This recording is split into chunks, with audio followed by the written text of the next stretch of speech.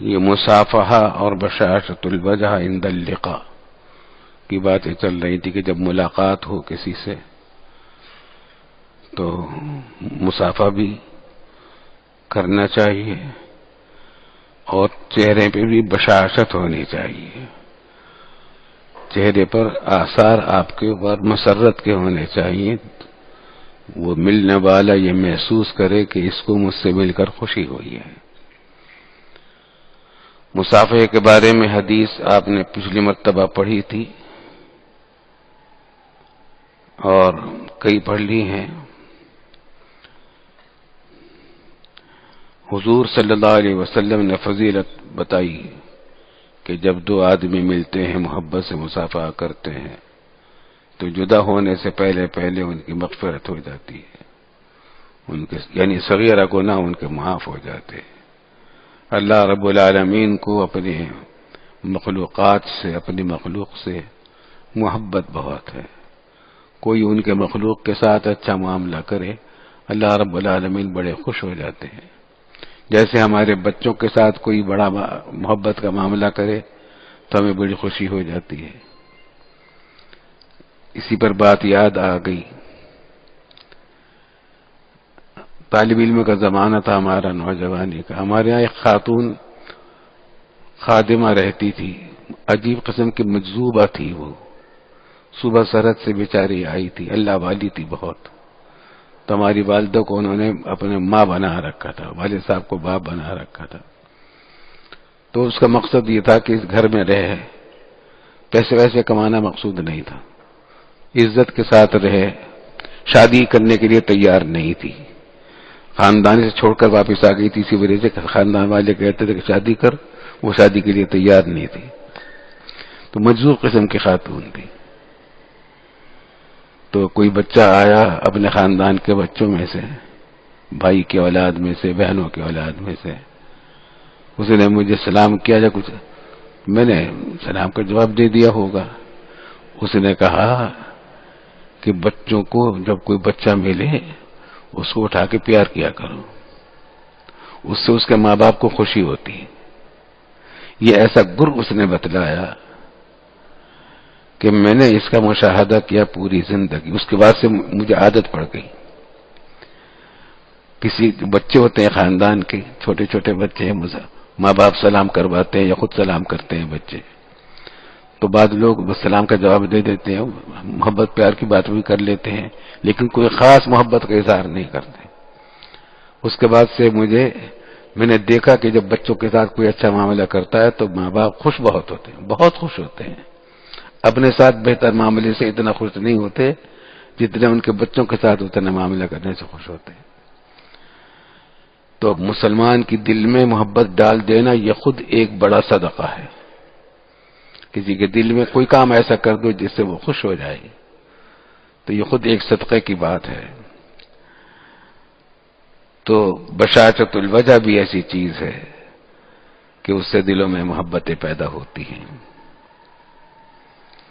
اسی سلسلے میں نے عرض کیا تھا کہ ایک درجات ہیں، ایک ہے سلام،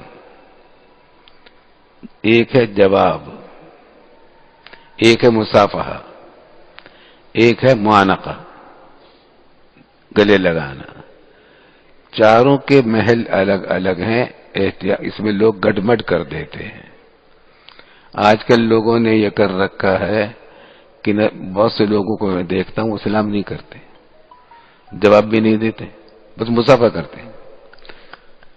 یہ تحریف ہے دین میں، حالانکہ مصافحہ کا بھی ایک مقام ہے، فضیلت ہے اس کی، لیکن حضور صلی اللہ علیہ وسلم نے مصافحہ کرنے کا حکم نہیں دیا، واجب نہیں ہے، سنت مؤکدہ نہیں ہے مصافحہ۔ اور پیچھے آپ نے حدیث پڑھی کہ اہل یمن جب آئے تو سب سے پہلے مصافحہ وہ لے کر آئے تھے، اس سے پہلے مصافحہ کا رواج بھی نہیں تھا مکہ معظمہ میں، مدینہ طیبہ میں۔ لیکن سلام کی آپ نے تاکید فرمائی، جگہ جگہ افشوا السلام بینکم، تم سلام کو پھیلاؤ آپس میں، اور فرمایا کہ دین کے بہترین کاموں میں سے، افضل ترین کاموں میں سے ایک یہ ہے کہ تم ان تقرأ السلام علی من عرفت ومن لم تعرف، سلام کرو تم جس کو پہچانتے ہو اور جس کو نہیں پہچانتے.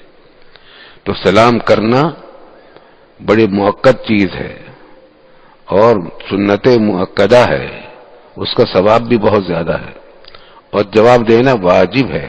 حق المسلم علی المسلم خمس، ان میں سے ایک یہ بھی ہے کہ جو آپ سلام کا جواب دیا جائے، واجب ہے. اگر سلام کا جواب نہیں دیں گے تو یہ آپ نے اس کی حق تلفی کر دی. میں نے آپ کو واقعہ سنایا تھا کہ حضرت عثمان غنی رضی اللہ تعالی عنہ کو کسی نے سلام کیا، وہ اس وقت کسی چیز میں مشغول ہوں گے، دھیان نہیں کیا انہوں نے، یہ سنا نہیں، تو انہوں نے جواب بھی نہیں دیا. تو جس نے سلام کیا تھا اس نے جا کر امیر المومنین سے شکایت کی، فاروق اعظم سے، کہ میں نے عثمان غنی کو سلام کیا تھا، اب انہوں نے جواب نہیں دیا. عثمان غنی رضی اللہ تعالی عنہ سے سوال کر لیا فاروق اعظم نے کہ تم نے اس کا سلام کا جواب کیوں نہیں دیا؟ تو انہوں نے بتایا اپنا عذر کہ میں نے سنا نہیں تھا، دھیان نہیں کیا تھا. تو سلام کرنا سنت مؤکدہ ہے، جواب دینا واجب ہے، اور مصافحہ نہ سنت مؤکدہ ہے نہ واجب ہے، بلکہ مصافحہ کرنا نہ سنت مؤکدہ ہے نہ واجب ہے، بلکہ صرف مستحب ہے، اور بلا شبہ بڑا اس کا اجر و ثواب ہے. حدیث میں آپ نے حدیث پچھلی مرتبہ سنی تھی کہ دو مسلمان آدمی جب بھی مصافحہ کرتے ہیں، ملاقات کر مصافحہ کرتے ہیں، تو اللہ تعالیٰ ان کے لیے مغفرت کر دیتے ہیں قبل اس کے وہ جدا ہوں. سب کی مغفرت ہو جاتی، چھوٹا سا عمل سے خوشی ہو جاتی. لیکن ساری یہ شرط کس بات کی ہے کہ مصافحہ کرنے والے کو بھی تکلیف نہ ہو، آس پاس کے لوگوں کو بھی تکلیف نہ ہو، جس سے آپ مصافحہ کر رہے ہیں اس کو کوئی حرج لازم نہ آتا ہو. اگر ذرا سا بھی حرج لازم آتا ہوگا تو وہ جائز نہیں ہوگا، کیونکہ المسلم من سلیم المسلمون من لسانہ و یدہ، ہر چیز کی ایک حد ہے، تو مصافحے کی بھی حد ہے، اور وہ حد یہ ہے کہ دوسرے کو تکلیف نہ پہنچے. اب کیا کرتے ہیں بہت سے لوگ، ایک تو وہی بات ہے کہ سلام نہیں کرتے، جواب نہیں دیتے بعض لوگ، اور صرف مصافحہ کرتے ہیں. یہ تو بالکل ہی غلط بات ہے. اگر کوئی اس طرح مجھ سے مصافحہ کرتا ہے، میں تو اب بہت عرصے سے یہ عادت میں نے کر لی کہ ان سے میں کہتا ہوں میں مصافحہ نہیں کرتا، تاکہ ان کو تنبیہ ہو جائے کہ انہوں نے دین میں ترمیم کر دی ہے، دین کی تعلیم میں. جس نے مصافحہ سلام نہیں کیا، جواب نہیں دیا، میں مصافحہ بھی نہیں کرتا.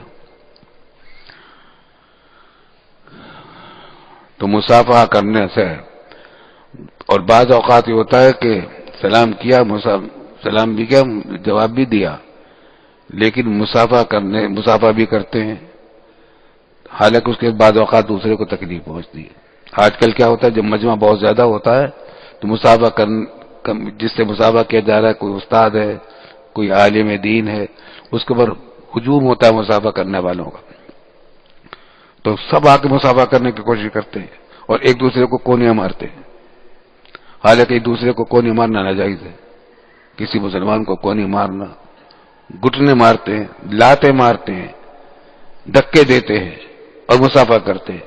اتنے حرام کاموں کا ارتکاب کر کے ایک مستحب کام کیا تو وہ مستحب بھی حرام ہو جاتا ہے، کسی کام کا نہیں رہتا. جب تکلیف پہنچا کر آپ نے وہ مستحب کام کیا تو وہ کہاں نیک کام رہا. اس معاملے میں آج کل بہت بیماری پھیلی ہوئی ہے، تو اس پر توجہ دینی چاہیے. فَلْيُبَلِّغِ الشَّاهِدُ الْغَائِبَ، سننے والے حضرات یہ پیغام دوسروں تک پہنچائیں کہ لوگ اپنی اس غلط عادت سے چھوڑیں. چنانچہ تو بعض اوقات میں یہ بھی کہتا ہوں کہ چونکہ بعض لوگوں کو عادت ہو جاتی ہے کہ سلام کے بغیر، مصافحے کے بغیر سلام ہی نہیں کرتے، میں ان سے کہتا ہوں تم جب آپ عادت ڈالو کچھ دن کہ سلام کرو مصافحہ نہ کرو، تاکہ عادت اس بات کی پڑ جائے کہ سلام بغیر مصافحے کے بھی ہو جاتا ہے. ورنہ لوگوں نے سمجھ رکھا کہ سلام تو مصافحے کے بغیر ہوتا ہی نہیں. تو بعض اوقات جس سے مصافحہ کیا جاتا ہے اس کو تکلیف پہنچاتے ہیں اور یا دوسروں کو تکلیف پہنچتی ہے. چوتھا درجہ ہے معانقے کا. معانقہ ملاقات کے وقت میں نہ مستحب ہے، نہ سنت مؤکدہ ہے، نہ واجب ہے. پورے عہد رسالت میں کہہ رہا تھا کہ ایک حدیث مجھے ملی تھی، وہ اس میں آ گئی ہے زید بن حارثہ رضی اللہ تعالی عنہ سفر میں تشریف لے گئے. حضور صلی اللہ علیہ وسلم کے منہ بولے بیٹے، متبنہ، بیٹے ہی کی طرح آپ کو محبت بھی. یہ تو پوتے تھے زید بن حارثہ، خود زید بن حارثہ منہ بولے بیٹے تھے. تو سفر گئے تو سفر سے واپس آئے تو حضور صلی اللہ علیہ وسلم نے ان کا استقبال کیا اور آپ کو گلے سے لگا لیا. چنانچہ حدیث پڑھی تھی، ہم سنا لیتے ہیں آج پھر بھی. حضرت عائشہ صدیقہ رضی اللہ تعالی عنہا فرماتی ہیں کہ زید بن حارثہ آئے مدینہ طیبہ، یعنی واپس آئے، کہیں سفر میں گئے تھے، اور رسول اللہ صلی اللہ علیہ وسلم فی بیتی، حضور صلی اللہ علیہ وسلم میرے گھر میں تھے. فآتاہ فقرع الباب، تو حاضر ہوئے اور دروازے پر دستک دی زید بن حارثہ نے. فقام الیہ النبی صلی اللہ علیہ وسلم یجر ثوبہ، تو حضور صلی اللہ علیہ وسلم ان کی طرف اٹھ کے بڑھے اور جلدی میں، اتنی شوق میں ان سے ملاقات کے، اس طرح جلدی میں گئے کہ چادر جو تھی وہ پوری طرح اوڑی نہیں. تو چادر جو تھی وہ گھسٹ رہی تھی زمین پر. آپ نے جو چادر اوڑھ رکھی تھی اس کو پوری طرح پوری سنبھالے بغیر جلدی میں چلے تو چادر بھی گھسٹنے لگی. یہ آپ کی محبت اور شفقت کی بات تھی. بیٹے کی طرح تھے جو آئے تھے. اور فاعتنقہ، تو ان کو گلے لگا لیا حضور. فاعتنقہ، حضور صلی اللہ علیہ وسلم نے اپنی گردن سے ملا لیا اس کو. وقبلہ، اور پیار بھی کیا ان کو. تو اس کا محل ہے. کیا معلوم ہوا کہ معانقہ کی صرف ایک صورت ہے جو سنت سے ثابت بنتی ہے، وہ یہ کہ آدمی سفر سے آئے، جو آدمی ہے، اور وہ جو سفر سے آنے والا اجنبی نہ ہو، بلکہ اپنا پرانا آدمی ہو، جان پہچان کا، محبت والا. وہ کہیں سفر سے گیا، سفر میں گیا، واپس آئے تو معانقہ بھی کرے. دو شرطیں ہیں. ایک یہ کہ وہ آنے والا مسافر ہو، سفر کر کے آیا ہو، اور دوسرے یہ کہ وہ پرانا جان پہچان کا، محبت والا، تعلقات والا، پرانے تعلقات والا آدمی ہو، اجنبی نہ ہو. زید بن حارثہ میں دونوں شرطیں موجود تھی. آپ نے معانقہ کر لیا، لیکن عام عادت نہیں تھی کسی کے ساتھ معانقہ کرنے کے رسول اللہ صلی اللہ علیہ وسلم. میں کہا کرتا ہوں ہمارے بلوچستان کے جو ہمارے دوست، ہمارے بھائی ہیں، وہ ہر سلام کے ساتھ معانقہ کرنے کی کوشش کرتے ہیں، بلکہ وہیں سے دور سے تیاری کر لیتے ہیں معانقے کی. آ کر بڑی محبت سے سلام کرتے ہیں اور معانقہ کی تیاری کر کے آتے ہیں، ایسے کر کے. دوسرا آدمی سمجھتا ہے کہ صاحب میری پٹائی کرے گا، کیا کرے گا، لڑے گا. تو یہ سب سنت کے خلاف باتیں، سنت کے خلاف باتیں. اب آدمی دیکھیے، اگر ایک کوئی بزرگ ہے، کوئی استاد ہے، اتنے آدمی اگر ان سب سے معانقہ کرنے لگے تو سارا وقت معانقے میں گزر جائے گا، اور مسافہ کرنے لگے بڑے مجمع میں تو سارا وقت مسافے میں گزر جائے گا. تو ہر چیز کی ایک حد ہے. دین میں کوئی چیز حد سے زیادہ نہیں. انتہا پسندی نہیں ہے دین اسلام میں، ہر چیز کی حد ہے. قرآن کریم میں جگہ جگہ فرمایا تلک حدود اللہ، یہ حدود اللہ تعالیٰ کی قائم کی ہوئی. تلک حدود اللہ، تلک حدود اللہ، تلک حدود اللہ. اور آج ایک حدیث یہ ہے کہ فرمایا رسول اللہ حضرت ابو ذر غفاری رضی اللہ تعالی عنہ جلیل القدر صحابی ہیں حضور صلی اللہ علیہ وسلم کے، اور بہت چہتے صحابی ہیں، عاشق زار ہیں حضور صلی اللہ علیہ وسلم کے. تو مجھ سے فرمایا رسول اللہ صلی اللہ علیہ وسلم نے کہ لا تحقرن من المعروف شیئا، نیک کاموں میں سے کسی بھی نیک کام کو حقیر نہ سمجھو. کوئی چھوٹے سے چھوٹا حقیر کام ہے اس کو حقیر نہ سمجھو، کیونکہ ثواب کا کام ہے، ثواب ملے گا آخرت کا. آخرت کا چھوٹے سے چھوٹا ثواب بھی بہت زبردست ہوتا ہے. تو کسی بھی چھوٹے سے چھوٹے نیک کام کو حقیر سمجھ کر نہ چھوڑو، جو کر سکتے ہو کر لو. وَلَوْ أَن تَلْقَىٰ أَخَاكَ بِوَجْهٍ طَلِقٍ، اگرچہ وہ نیک کام یہی ہو کہ کسی بھائی سے ملو کسی مسلمان بھائی سے ملو تو بشاشت کے ساتھ ملو، چہرے پر آپ کے بشاشت ہو، خوشی کا اظہار ہو، خوشی کے اظہار کے ساتھ ملو. یہ بھی ایک نیک کام ہے، حالانکہ اس میں کوئی خرچ نہیں ہوتا. بشاشت کے ساتھ میں نے مسافہ کرے. کہیں دیکھا تھا کہ کچھ صحابی نے یہ بھی کہا، حدیث میں ہے کہ حضور مجھے یاد نہیں کہ میں کبھی ملا ہوں حضور صلی اللہ علیہ وسلم سے اور آپ کے چہرے پر تبسم نہ ہو. تبسم ہوتا تھا. اس کی بھی عادت ڈالنی چاہیے. میں آپ سے کہوں گا، درخواست کروں گا، اس کی عادت ڈالیں. نیک کام ہے مفت کا، کوئی محنت نہیں خرچ ہوتی، اور خوشیوں میں اضافہ ہوتا ہے.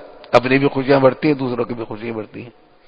عادت ڈالیں، مسافہ کریں یا نہ کریں، لیکن ملاقات جب کسی کریں السلام علیکم یا کوئی دوسرا سلام کرے تو جواب دیں، لیکن چہرے پر آپ کے بشاشت ہو، تبسم ہو، خوشی کا اظہار ہو. تو یہ بھی نیک کام ہے، اور اللہ تعالیٰ کے یہاں اس کا بھی بڑا ثواب ہے. اس کی عادت ڈالنی چاہیے. عادت ڈالے. ہمارے تعلق رکھنے، ہم سے ایک اصلاحی تعلق بھی رکھتے ہیں، ایک صاحب ہیں، ان کی عادت ہم سے بہت محبت بھی کرتے ہیں. ان کی عادت یہ کہ کبھی تبسم چہرے پر میں نے نہیں دیکھا. ان کے ملتے ہیں بس مسافہ کر لیا، کبھی چہرے پر تبسم نہیں. اچھے نیک آدمی ہیں، محبت والے آدمی. بہت عرصے تک اس طرح میں دیکھتا رہا. تو ایک مرتبہ میں نے کہا، بندے خدا تم اس کی عادت ڈالو، مسافہ کیا ملا کرو تو تبسم چہرے پر مسکراہٹ بھی آنی چاہیے. تو اس نے مسکرائے بغیر ہی انکار وعدہ کر لیا کہ ٹھیک ہے. تو پھر اس کے بعد 2-3 دن تک کے بعد پھر ملے تو پھر وہی تبسم نہیں تھا. پھر 1-2 مرتبہ میں نے ٹوکا تو اب ملنا ہی چھوڑ دیا. اب ملنا چھوڑ کر بہت دن سے نہیں ملے مجھے. یہ بات نہیں کہ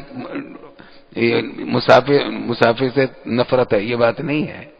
نہ یہ بات ہے کہ ہمارے سے نفرت ہے، بلکہ اب ان کی ہمت نہیں رہی کہ جب مجھ سے مسکراہٹ نہیں ہوتی ہے تو میں مل کے کیا کروں گا. تو بری عادتوں بھی بچپن سے عادتیں پڑ جاتی ہیں. اگر بچپن سے بچے ماں باپ عادت ڈالیں بچوں کو تو یہ نیک کاموں کی عادت پڑ جاتی ہے، پڑ سکتی ہے.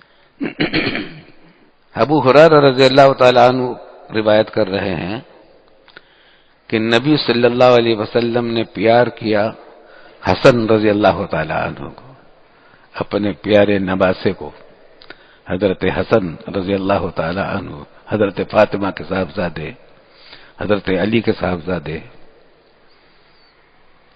تو اقرا ابن حابس ایک شخص تھے، وہ باہر سے آئے ہوئے تھے. اس نے کہا کہ اننی عشرۃ من الولد، میرے 10 بچے ہیں. ما قبلت منهم احدا، میں نے کبھی ان میں سے کسی کو پیار نہیں کیا. بعض لوگوں کی عادت نہیں ہوتی. فقال رسول اللہ صلی اللہ علیہ وسلم من لا يرحم لا يرحم، جو دوسروں پر رحم نہیں کرتا اس پر رحم نہیں کیا جاتا. بچے مستحق ہیں اس بات کے کہ ان کے ساتھ رحم کا معاملہ کیا جائے، پیار محبت کا کام کیا جائے. آپ اندازہ کریں جس گھر میں بچے نہیں ہوتے اس میں رونق نہیں ہوتی. بچوں کے بغیر زندگی کا مزہ نہیں ہے. بچے بڑی نعمت ہیں، بڑی دولت ہے. تو حضور صلی اللہ علیہ وسلم نے اپنے نواسے کو پیار کیا، اور اس پر اقرا بن حابس نے جو کہا کہ میں نے کسی بچے کو پیار نہیں کیا، تو اس کو آپ نے من لا يرحم لا يرحم، تمہارے اندر رحم نہیں ہے اگر تو پھر تم پر بھی رحم نہیں ہوگا. اللہ تعالیٰ کا اللہ معاف کرے. عیادت، مریض کی عیادت کے بارے میں باب ہے. مریض کی مزاج پرسی کرنا، اس کی طبیعت پوچھنا. عن البراء بن عازب رضی اللہ عنہما قال امرنا رسول اللہ صلی اللہ علیہ وسلم بعیادت المریض، ہمیں حکم دیا رسول اللہ صلی اللہ علیہ وسلم نے مریض کی عیادت کا، کہ تم مریض کی عیادت کیا کرو. باتباع الجنائز، اور جنازوں کے ساتھ چلنا، اس کا بھی حکم دیا، جنازے کے ساتھ چلنا. بتشمیت العاطس، اور جس کو چھینک آئے اس کی تشمیت کرنے کا حکم دیا، یعنی وہ کہے الحمدللہ، آپ کہیں یرحمک اللہ۔ وابرار المقسم، اور جس کی نہ کوئی قسم کھائی ہو کہ فلاں کام کروں گا، اس کی قسم کو پورا کرا دینا۔ بعض اوقات کوئی آدمی قسم کھا لیتا ہے کہ میں فلاں کام کروں گا، نیک کام کروں گا، اس کے پیسے نہیں ہوتے، طاقت نہیں ہوتی، تو اس کی مدد کر دیں تاکہ وہ قسم پوری کر لے۔ منصر المظلوم، اور مظلوم کی مدد کا حکم دیا۔ وإجابت الداعی، اور دعوت دینے والے کی دعوت کو قبول کرنے کا حکم دیا، دوسرے کی دعوت کو قبول کر لو۔ وإفشاء السلام، اور سلام پھیلانے کا حکم دیا۔ یہ وہی باتیں ہیں جن کے آج کل ابھی پہلے بات بھی ہو رہی ہو، کسی میں بعض باتیں پہلے بھی آ چکی ہیں۔ عیادت المریض بھی بڑی اہم چیز ہے، اس کے بڑے فضائل ہیں۔ تو ان چیزوں کو حکم دیا ہے کہ عیادت المریض ہے، ایک جنازے کے ساتھ چلنا ہے، اور چیخنے والے کا جواب یرحمک اللہ کہہ کر دینا، اور دوسرے کی قسم، جس نے کوئی قسم کھائی ہے اس کو پورا کرنے میں اس کی مدد کرنا۔ منصر المظلوم، مظلوم کی مدد کرنا، بے یار و مددگار نہ چھوڑو اس کو۔ وإجابت الداعی وإفشاء السلام، متفق علیہ۔ نصر المظلوم کے کتنے واقعات ہیں ہمارے ملک میں، مظالم پھیلے ہوئے ہیں، اور ایک ظلم تو ہمارے ہاں ہمارے معاشرے کا ایسا کلنگ کٹی کا، عافیہ صدیقی ایک بیٹی ہے پاکستان کی، دیندار، نیک دیندار، نمازن، متقی، پرہیزگار، امریکی قید میں 11 سال سے زیادہ ہو چکے، قید تنہائی میں ہے، کال کوٹڑی میں ہے، اس سے کوئی مل نہیں سکتا۔ بچے اس کے یہاں کراچی میں ہے، ماں اس کی یہاں کراچی میں ہے، بڑی بہن اس کی کراچی میں ہے، ایک بھائی اس کا وہیں امریکہ میں ہے، مگر عالم اسلام پورا ایک موجود ہے، کوئی اس کی مدد نہیں کر رہا۔ دل دکھتا ہے ان باتوں کو دیکھ کر۔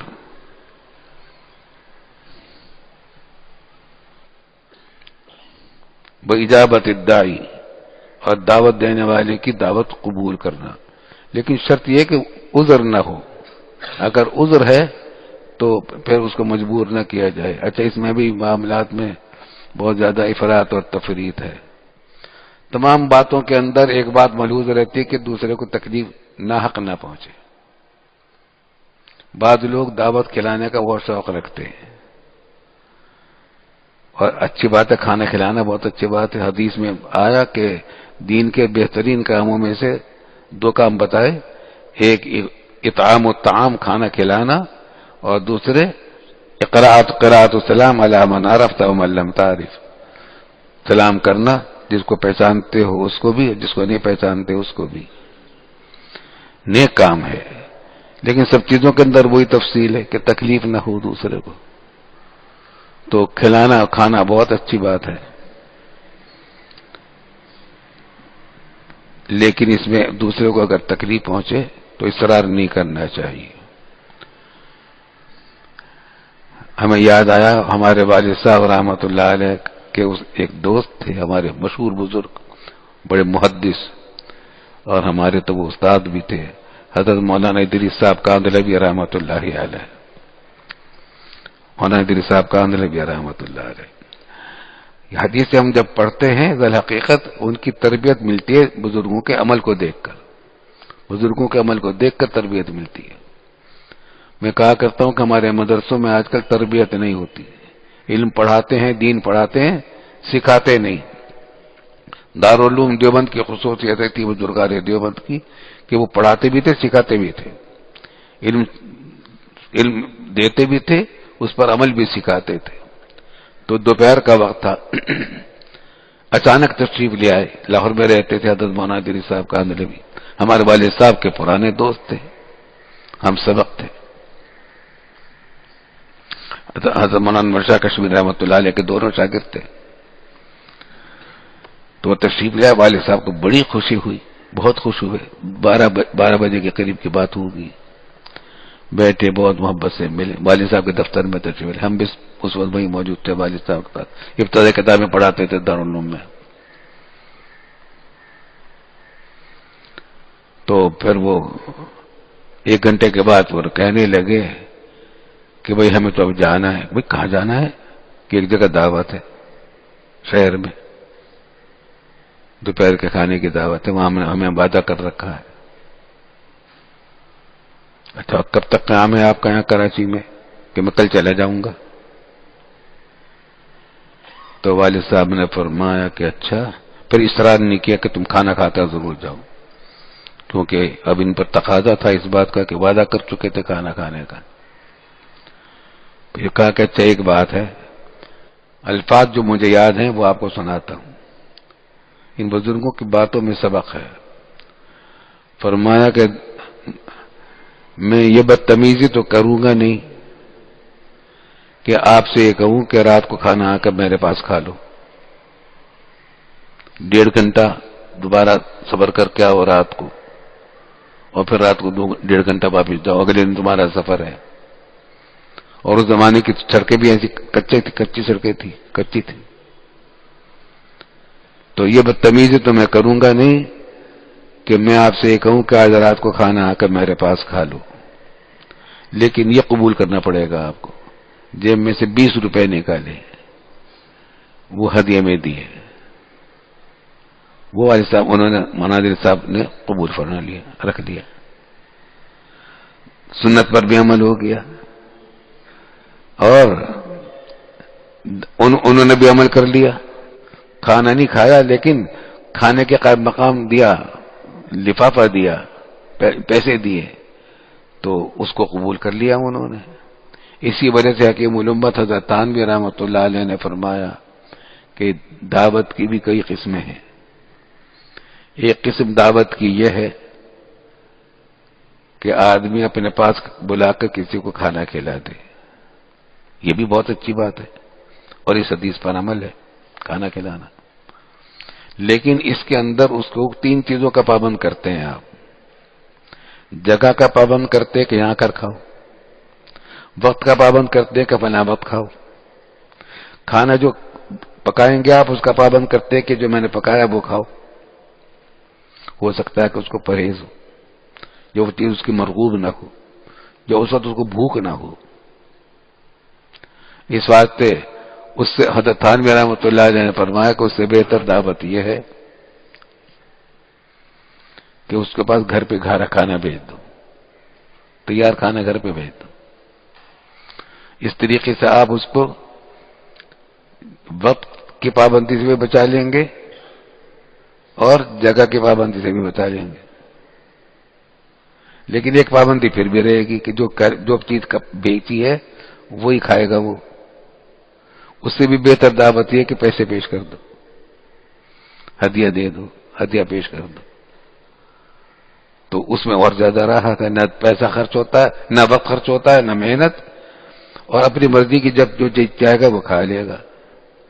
مجھے یاد آ گیا, یہ قصہ میں سناتا رہتا ہوں والد صاحب کا, اور جو اس کے سنت کے آداب ہیں تو دورے میں بھی سناتا ہوں یہ باتیں. تو ایک طالب علم تھے, اب تو ماشاءاللہ بڑے عالم ہیں, وہ بٹخیلہ میں ہیں, سوات کے بالکل قریب. یہ مالاکنڈ سے اتر کے جب سوات کی طرف اترتے ہیں تو وہاں ان کا مدرسہ ہے ماشاءاللہ. www.darusquran.com غالباً منکورہ میں, یہ اس سے پہلے. کبھی کبھی فون آ جاتا ہے, ایک مرتبہ آ بھی گئے تھے. خیر جب وہ پڑھتے تھے, اب آخری سہمائی چل رہی تھی, ان کو معلوم تھا کہ استاد اب رخصت ہونے کا وقت آ رہا ہے دارالعلوم سے. جب طلبہ واپس ہونے لگتے ہیں مدرسے سے, سال ختم ہونے کا قریب آتا ہے, تو طلبہ کو غم بہت ہوتا ہے. فارغ ہونے کا فارغ ہوتا ہے, حاصل ہونے کی خوشی بھی ہوتی ہے, لیکن غم ہوتا ہے کہ مدرسے کو چھوڑ کر چلے جائیں گے, اساتذہ سے جدائی ہو جائے گی, ساتھی چھوٹ جائیں گے. تو خیر میرے پاس آیا, میں بتاتا رہتا تھا کہ اس دعوت کی اتنی قسمیں. تو اس نے ایک لفافہ مجھے دیا, اور کہا کہ استاد جی یہ قبول کر لیجیے. میں نے دیکھا تو اس میں وہ 20 روپے تھے، مگر وہ 20 روپے والد صاحب کے زمانے کے تھے، وہ تو 2000 روپے کے برابر ہوں گے. تو خیر یہ 20 روپے تھے، کہنے کہ یہ آپ کی چائے کے لیے ہے، کھانے کا تو موقع نہیں آپ کو، وقت نہیں ہوگا آپ کے پاس، میں بھی آج کل اسباق میں مشغول ہوں، تو آپ یہ قبول فرما لیجیے. میں نے کہا چائے تو بہت سستی ہوتی ہے، 20 روپے کی تھوڑی ہوتی ہے، چائے تو سستی ہوتی ہے، اس زمانے میں 10 روپے کی ہوتی تھی یہاں کینٹین میں. کہنے لگے باقی کا بسکٹ کھا لینا آپ. مجھے بہت ہی خوشی ہوئی. وہ لفافہ میں نے اپنے پاس رکھا ہوا، شاید اب بھی محفوظ ہوگا، وہ لکھ کر رکھا ہوا ہے، اس نے تبرک کے طور پر رکھا ہوا ہے میں نے اپنے پاس. اس نے پیار سے، محبت سے، اللہ کی رضا کے لیے، حدیث پر عمل کرنے کے لیے، سنت پر عمل کرنے کے لیے، بزرگوں کی نصیحتوں پر عمل کرنے کے لیے دعوت کی. بزرگوں کے صحبت سے جو فائدہ ہوتا ہے وہ یہ ہوتا ہے کہ چھوٹی چھوٹی چیزوں پر عمل کرنے کا طریقہ معلوم ہو جاتا، کیسے عمل کیا جاتا ہے. ہم کتابوں میں پڑھ تو لیتے ہیں کبھی دعوت بھی کرنی چاہیے اور فلاں کام بھی کرنا ہے، لیکن اس کے آداب کیا ہیں اس کو نہیں دیکھتے. ایک لطیف اس سلسلے میں دعوت کے بارے میں لطیفے ہم سناتے رہتے ہیں طلبہ کو دور حدیث میں. بچپن میں لڑکپن میں ہم نے ایک لطیفہ سنا تھا. ہمارے آزاد قبائل کے جو ہمارے مسلمان بھائی ہیں، ان کی بڑی اچھی اچھی خوبیاں ہوتی ہیں ان کے اندر، مجھے ان سے بڑی محبت ہے، بہت اچھی اچھی محبت کی باتیں ہوتی ہیں ان کی. تو بچپن سے ہم ان کے واقعات سنتے چلے جاتے ہیں، ان کے لطیفے بھی بہت مشہور ہیں ان کے بارے میں.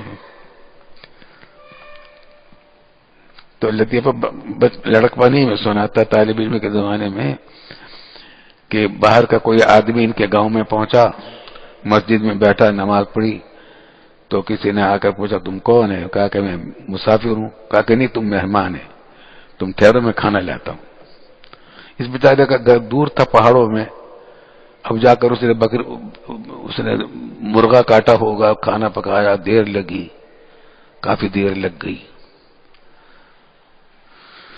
اتنے میں ایک قریب کا آدمی آ گیا جس کا گھر مسجد کے پاس تھا، وہی وہاں کا مقامی تھا. پوچھا تم کون ہے؟ کہا کہ میں مسافر ہوں. کہا کہ نہیں تم ہمارے مہمان ہیں. اس کا گھر قریب تھا، وہ جا کر کھانا لے آیا جلدی سے. بیچارہ بھی بھوکا تھا، کھانے لگا. وہ اتنے میں آ گیا پہلا جو میزبان تھا، وہ کھانا لے کر آ رہا تھا، ایسے بندوق بھی اس کے پاس ہوتی ہے اور وہ کھانا بھی لا رہا تھا. اس نے دیکھا کہ میرا مہمان کھانا یہ دوسرے کا کھا رہا ہے، تو اس نے وہ کھانے کی جو برتن تھا وہ تو اس نے زمین پر رکھا اور بندوق اٹھا کے اس کی طرف بھیجا. حرام زادہ تم ہمارا مہمانوں کے کھانا دوسرے کا کھاتا ہے. وہ بیچارہ بھاگا، کھانا چھوڑ کر بھاگا، مجھے بچاؤ مجھے بچاؤ. تو وہ اس کو آواز دے رہا تھا، جس کا کھانا کھا رہا تھا وہ وہیں کھڑا تھا کہ مجھے بچاؤ. اس کا تو وہ کہتا ہے کہ پرواہ نہ کرو پرواہ نہ کرو، مر جاؤ پرواہ نہ کرو. اس نے ہمارا ایک مہمان مارا، ہم اس کے 100 مہمان مارے گئے. خیر یہ تو مبالغہ آمیزی ہے، لطیفے بھی جوڑ لیتے ہیں لوگ. لیکن اتنی بات ضرور ہے کہ آزاد قبائل میں مہمان نوازی کا بڑا زور ہے، بہت مہمان نوازی کا. اس میں بعض اوقات حدود سے تجاوز کر دیتے ہیں اور دوسرے کی تکلیف کا خیال نہیں کرتے. ایک حد تو یہ ہے، اور بھی محبت میں کھانا کھلانے کے شوق میں یہ حدیث تو پڑھ لیتے ہیں، کھانا کھلانا مستحب ہے اور حق ہے مسلمان کا، لیکن اس کے آداب کیا ہیں؟ آج کل یہ کثرت سے ہوتا ہے کہ بیٹھے ہیں کھانے پر، کئی طرح کے کھانے دسترخوان پر موجود ہیں. میزبان مہمان کی پلیٹ میں یہ بھی نکال کے رکھ دیتا ہے، وہ چیز بھی نکالتا ہے، وہ بھی چیز نکالتا ہے، وہ بھی نکالتا ہے، پلیٹ کو بھر دیتا ہے، پلیٹ بھر جاتی ہے اور اس کی مہمان کی طرف بڑھاتا ہے. تو وہ کہتا ہے میں تو کیسے کھائے اتنی ساری چیزیں؟ تو اس کا علاج مولانا مطالعہ صاحب ہوتے برطانیہ میں، حضرت مولانا شیخ الحدیث صاحب رحمۃ اللہ علیہ کے خلیفہ ہیں خلیفہ مجاز، ان کا بھی مدرسہ ہے بری میں، 2 مدرسے ہیں، ہم سے بڑی محبت کا تعلق ہے الحمدللہ، ہم بھی گئے تھے ان کے ہاں، کئی دفعہ گئے۔ ان کے بارے میں سنا کہ وہ یہ کام کرتے ہیں کہ جب میزبان ان کی پلیٹ بھر دیتا ہے تو پلیٹ وہ میزبان کی طرف بڑھا دیتے ہیں کہ یہ تو کھانا تم نے اپنی مرضی کا نکالا ہے، اپنی پسند کا، اب مجھے اپنی پسند کا کھانا کھانے دو۔ تو یہ بھی حدود سے تجاوز کی بات ہے، نکالنا نہیں چاہیے، دکھائیں ہر مہمان کو چاہیے، میزبان کو چاہیے کہ بتا دے کہ حضرت یہ فلاں چیز ہے، یہ فلاں چیز ہے، یہ فلاں چیز ہے، فلاں چیز ہے، اور تو ان کی تواضع بھی کریں، لیکن نکال کے نہ رکھ، پوچھ لیں فلاں چیز نکالوں، یہ بھی ٹھیک ہے، اصل میں ہے کہ سامنے رکھ دو اور ان سے درخواست کرو کیسے کھائیں، وہ اپنی مرضی کی چیز خود نکال لیں گے، اس میں نکالنے میں اگر مدد کی ضرورت ہو مدد کر دو، چیز فلاں پاس کو کر دو، برتن پاس کر دو، کھانا صاحب پاس کر دو، لیکن اس کو مجبور نہ کرو کہ جو تم نے پسند کیا وہی کھائے۔ اب وہ کھانا بچے گا تو اللہ کا رزق ضائع ہوگا، اس کی بے ادبی ہوگی۔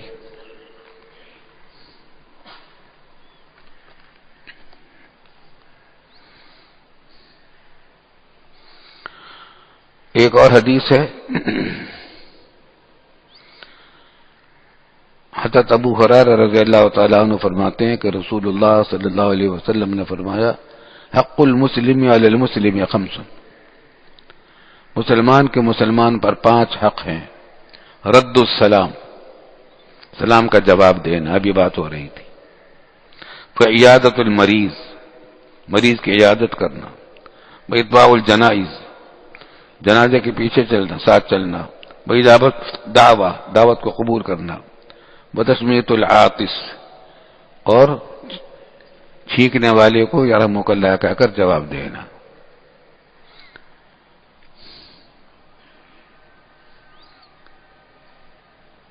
عیادت المریض یہ بھی بڑے اجر و ثواب کا کام ہے، لیکن اس میں بھی وہی بات ہے، المسلم من سلم المسلمون من لسانہ ویدہ، عیادت کا مقصد ہوتا ہے دوسرے کو، مریض کو راحت ملے، تسلی ہو، خوشی ہو، آپ کی محبت کا اظہار ہو،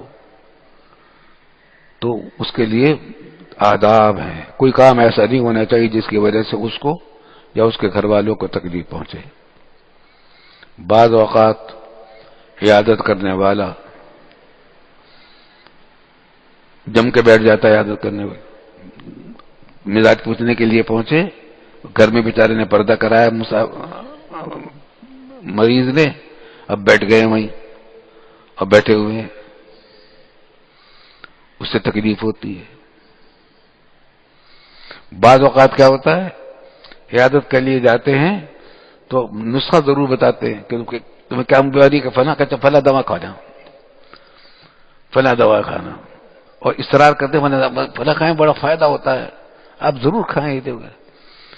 شیخ عبد الفتاح ابو غدہ رحمۃ اللہ علیہ بڑے بڑے بزرگ تھے، بڑے عالم تھے، شام کے تھے وہ، والد صاحب اور علماء دیوبند کے بڑے عاشق تھے، اور ہمارے لیے تو استاد کے درجے میں تھے، یہاں بھی تشریف لائے، 1 مہینہ تو میرے گھر پر قیام فرمایا انہوں نے دارالعلوم میں، کئی مرتبہ آئے تھے یہاں۔ جب واپس جانے لگے ایئرپورٹ پر کسی نے پوچھا ان سے، حضرت پاکستان کے لوگوں کو آپ نے کیسا پایا؟ کہنے کہ بڑے اچھے لوگ ہیں، بڑی محبت کے لوگ ہیں، اور ایک خاص بات یہ ہے کہ یہاں کا ہر آدمی مفتی ہے اور ہر آدمی طبیب ہے۔ ہر آدمی مفتی ہے، ہر آدمی طبیب، مسئلہ ہر ایک بتا دیتا ہے کہ جائے یوں کر لو، اور نسخہ بھی ہر ایک بتاتے تھا، دوا کہ فلاں چیز کر لو ضرور۔ تو یہ بھی ایک بیماری ہوتی ہے بعض لوگوں میں، ٹھیک ہے، اگر آپ کے ذہن میں کوئی تجویز ہے تو ایک مرتبہ بتا دو کہ بھائی فلاں ہے، لیکن اصرار نہیں کرنا چاہیے۔ حکیم الامت حضرت تھانوی رحمۃ اللہ علیہ سے جب کوئی کہتا تھا کہ حضرت فلاں تکلیف ہے آپ کو، فلاں دوا اس کے لیے بڑی مفید ہے، کہا کہ بھائی میرے جو معالج ہیں ان کو بتا دو، وہ اگر کہیں گے تو میں کھا لوں گا، تمہارے کھانے سے کہنے سے کہاں کھاؤں گا۔ تو آداب ہیں، ہر چیز کے حدود ہیں۔ حضرت شیخ امام بخاری کے استاد ہیں، امام بخاری، امام ونیبا کے بھی شاگرد رشید ہیں، اور امام مسلم امام مالک رحمۃ اللہ علیہ کی بھی شاگرد رشید ہیں، صوفیاء کے بھی امام ہیں، محدثین کے بھی امام ہیں، فقہاء کے بھی امام ہیں، مجاہدین کے بھی امام ہیں، عبداللہ ابن مبارک، حضرت عبداللہ ابن مبارک رحمۃ اللہ علیہ، ان کے بڑے فضائل ہیں، امام بخاری کے دوسرے نمبر پر استاد ہیں۔ تو بیمار ہوئے، ان کی عیادت کے لیے بڑا چہیتا آدمی پہنچ گیا اور بیٹھ گیا وہیں۔ تو اب اس کو تنگ آ گئے اس کو کہ اٹھ کر جائے، گھر والے پردے میں ہیں، لیٹنا ہے، آرام کرنا ہے، کسی کو کچھ کام ہے۔ تو کہنے لگے لوگوں کو اصل میں آداب بھی نہیں معلوم، بیماروں کے عیادت کے لیے آتے ہیں اور پھر تکلیف پہنچاتے ہیں دوسروں کو۔ تو کہنے لگے میں دروازہ چٹخنی لگا دوں؟ کہا کہ لگا دوں مگر باہر سے لگانا، اندر سے نہیں، باہر سے لگانا۔ تو دوسروں کی نصیحت کرنے کے لیے تیار ہیں، خود کے لیے تیار نہیں۔ ہر چیز کی ایک خلاصہ یہ ہے، ہر چیز کی ایک حد ہے، اور وہ حدود جو ملتی ہیں وہ کتابوں سے نہیں ملتی، بزرگوں کی صحبت سے ملتی ہے۔ بزرگوں کے پاس رہے آدمی اس نیت سے کہ سیکھیں گے اس حدیث پر عمل کرنے کا طریقہ کیا ہے۔ جی